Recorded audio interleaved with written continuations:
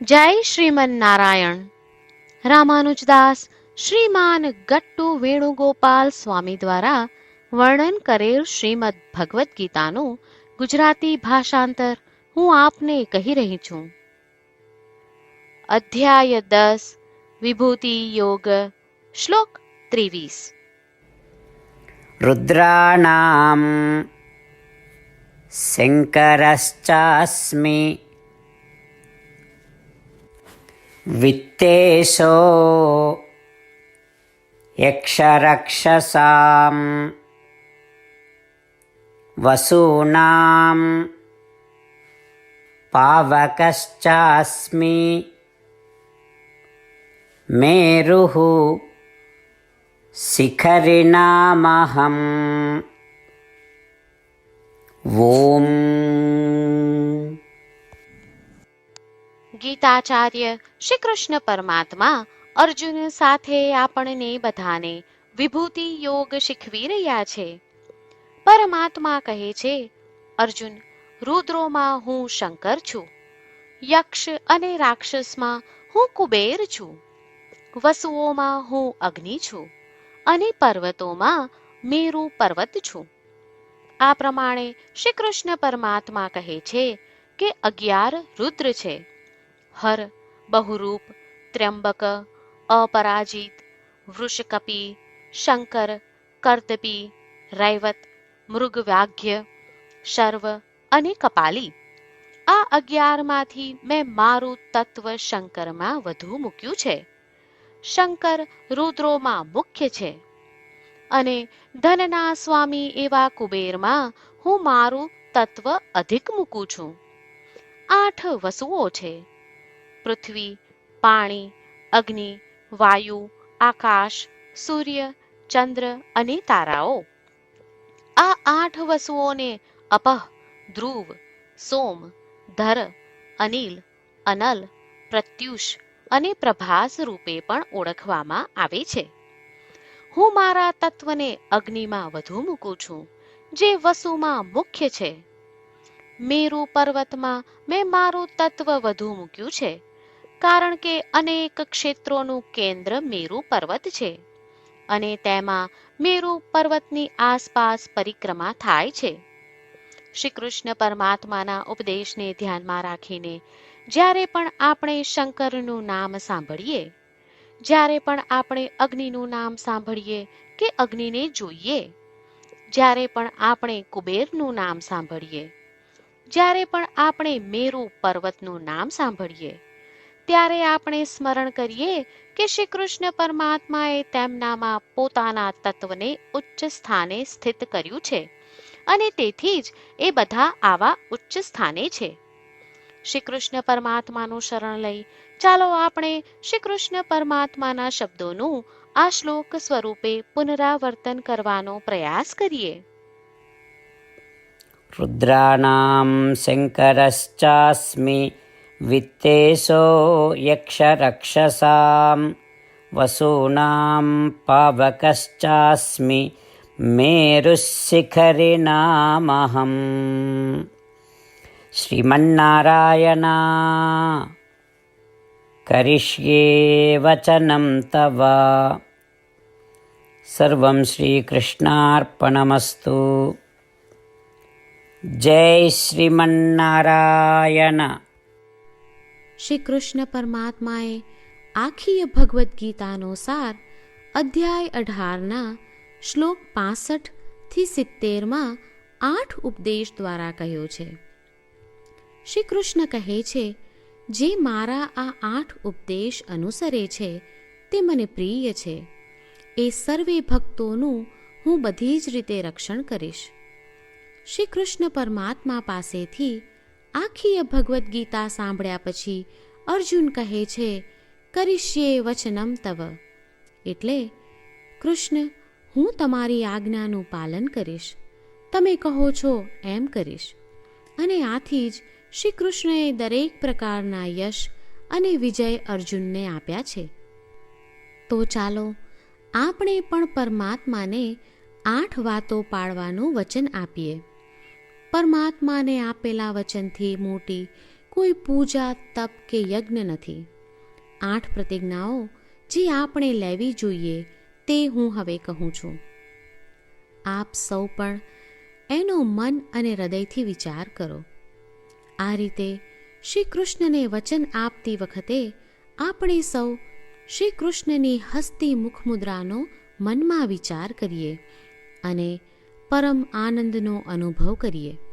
જય શ્રીમન્નારાયણ. આપણા 8 વચનો આ પ્રમાણે છે. આપણું પહેલું વચન: હે શ્રીમન્નારાયણ, તમારા ઉપદેશ પ્રમાણે હું હંમેશા તમારું ધ્યાન અને ચિંતન કરીશ. આપણું બીજું વચન: હે શ્રીમન્નારાયણ, તમે કહ્યું છે તેમ હું સદાય તમારી ભક્ત રહીશ. આપણું ત્રીજું વચન: હે શ્રીમન્નારાયણ, હું મારા કર્મો તમને સંતોષ થાય તેમ અને તમારી સેવા માટે કરીશ. આપણું ચોથું વચન: હે શ્રીમન્નારાયણ, તમે અનુસરવા કહ્યું છે તેમ મને પૂર્ણ શ્રદ્ધા છે કે હું તમારી છું. હું સદાય મારા હાથ જોડી તમને નમસ્કાર કરીશ, તમારી ભક્તિ કરીશ. આપણું પાંચમું વચન: હે શ્રીમન્નારાયણ, હું તમારા શબ્દો યાદ કરું છું.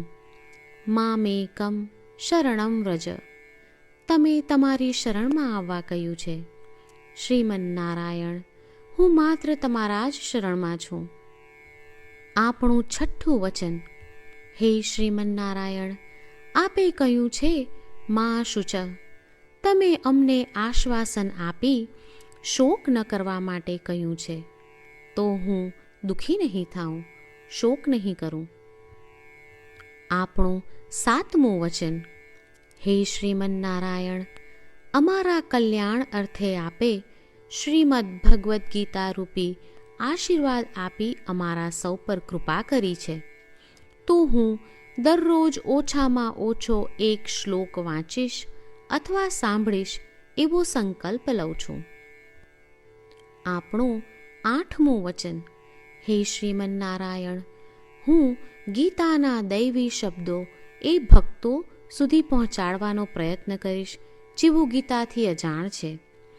હે શ્રીમન્નારાયણ, તમે કહ્યું છે તેમ કરીશ, તમે કહ્યું છે એમ વર્તીશ અને તમારા માટે જ કર્મ કરીશ. શ્રીમન્નારાયણને આપેલું વચન કે દરરોજ તમે કહ્યું છે એમ કરીશું એ જ એક મહાન પૂજા છે.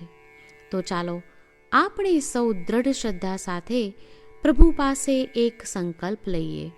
શ્રીમન્નારાયણ, કરીશ્યે વચનમ તવ. શ્રીમન્નારાયણ, હું તમારી આજ્ઞાનું પાલન કરીશ. સર્વમ શ્રી કૃષ્ણાર્પણમસ્તુ. જય શ્રીમન્નારાયણ. રુદ્રાણામ શંકરશ્ચાસ્મિ, વિત્તેશો યક્ષરક્ષસામ, વસૂનાં પાવકશ્ચાસ્મિ, મેરુઃ શિખરિણામહં. ઓમ.